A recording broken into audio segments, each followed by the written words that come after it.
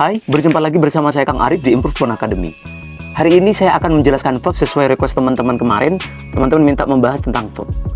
Verb itu apa teman-teman? Kata kerja. Kata kerja itu dibagi menjadi dua teman-teman.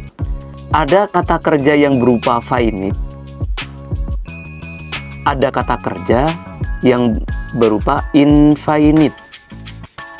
Jadi kata kerja itu ada dua. Kata kerja finite itu kata kerja yang memang dianggap sebagai kata kerja. Dianggap sebagai kata kerja. Kalau kata kerja infinite, kebalikannya, tidak dianggap sebagai kata kerja. Saya highlight di bagian poin penting. Hati-hati, ini dianggap, sedangkan yang ini tidak dianggap. Lalu pembagiannya, ketika finite itu kata kerja, tentunya ini berarti semua yang ada di tenses. Poin plus berarti jika teman-teman hafal tenses. Kalau nggak hafal tenses gimana misal? Saya nggak ada waktu nih untuk hafal tenses. Udah, tenang aja. Kalau memang teman-teman nggak hafal tenses, maka setidaknya teman-teman hafal di bagian infinite. Infinite itu apa saja? Cuma 3 saja infinite. Ketika berupa verb ing, verb 3 saja, to infinitive. Ini adalah infinite. Jadi saya ulangi lagi, infinite berarti yang tidak dianggap sebagai kata kerja ya, nggak ada di tenses ini. Verb ing saja, cuma ada verb ing, verb 3, to infinitive, itu berarti bukan kata kerja, bukan dianggap sebagai kata kerja. Terus sebagai apa Mister? Ya verb palsu, kata kerja palsu. Konsekuensinya apa? Ketika ini tidak sebagai kata kerja palsu, maka berapapun jumlahnya, tidak dibatasi, boleh berapapun jumlahnya.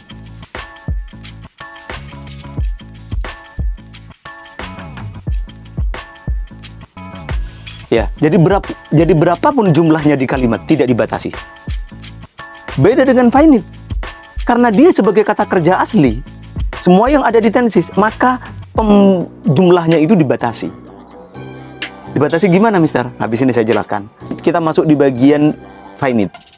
Kalau infinite itu cuma ada 3, verb ing saja, verb 3, verb to infinitive. Tapi kalau verb finite itu ada banyak. Yang pertama ada verb 1.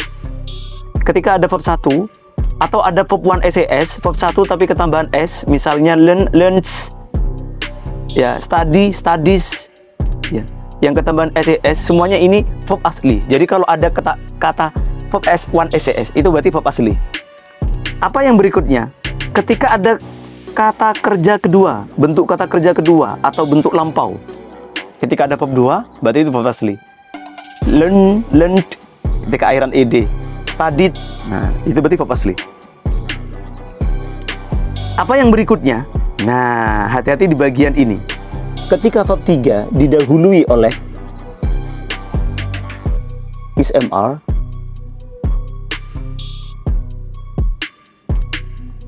was were,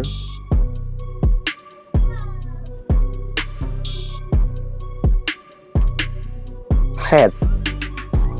Had di sini berlaku untuk have has juga. Had atau have has. Dan yang terakhir had been. Yuk kita review materi tenses. Kalau is/am verb 3, maka akan menjadi tenses apa nih? Betul, simple present. Tapi yang passive voice. Kalau was were verb 3 akan menjadi apa nih tensesnya? Betul, simple past. Tapi simple past yang passive voice. Lagi-lagi yang passive voice. Kalau had verb 3 akan menjadi apa nih? Betul, past perfect. Tapi lagi-lagi past perfect yang passive voice atau yang aktif? Iya, yang aktif ini ya, active voice. Habis itu ada had been verb 3. Kalau had been verb 3 akan menjadi apa nih? Iya, had been verb 3 akan menjadi past perfect. Tapi yang aktif atau yang pasif? Pasif. Kalau tadi yang aktif, sekarang yang pasif. Nah, Bagaimana kalau untuk verb ing? Sama, verb ing juga. Verb ing itu akan menjadi infinite jika didahului oleh pertama is-mr, sama ya, is-mr. Jika didahului oleh is-mr. Yang kedua didahului oleh was were. Jika didahului oleh was were. Yang ketiga didahului oleh